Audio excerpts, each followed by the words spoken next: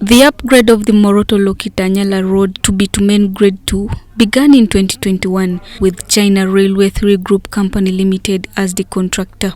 The project, costing 236 million shillings, is fully funded by the government of Uganda and spans from Moroto town up to a town in Kenya which is called Lokitanyala. We finished this road in May. The biggest challenge also we had was the issue of financing. The Minister of State for Works and Transport, Musa Ecweru, and the Parliamentary Committee on Physical Infrastructure observed during their visit to the area explained that the project is currently 83% complete, with plans for it to be handed over to the government by December 2nd of this year. Designed to comprise of DBST, that is surface dressing, and a base of 225 millimeters, comprised of CRR, a sub base of G45, comprised of mechanically modified gravel and CRR, and it's meant to be 225 millimeters as well as a 200 millimeter subgrade of G15. The road is designed to last 15 years from its commissioning time. I think on behalf of government, I am very happy with what I'm seeing. I'm very, very happy with what I'm seeing. One, leaving Moroto and driving all the way this side through what was once a remote forsaken place is an assurance that the whole of Uganda is going to be one now. The whole of Uganda is going to be one now. The reality is that insecurity in Karamoja is going to be permanent history now.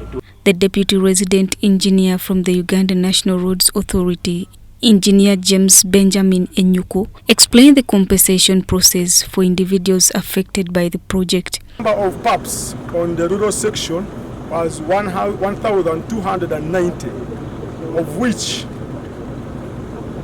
272 are now outstanding in terms of payment.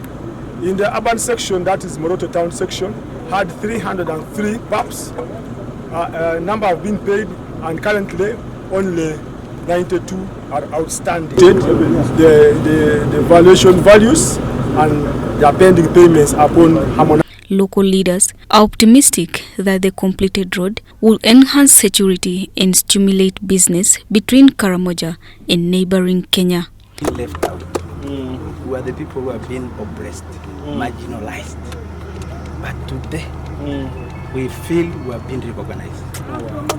And we give all this thanks to the government of Uganda and our President, Sebei. Indeed, the path is now open to the world. Of Kenya and Uganda, Moroto and Lodwar, in terms of business.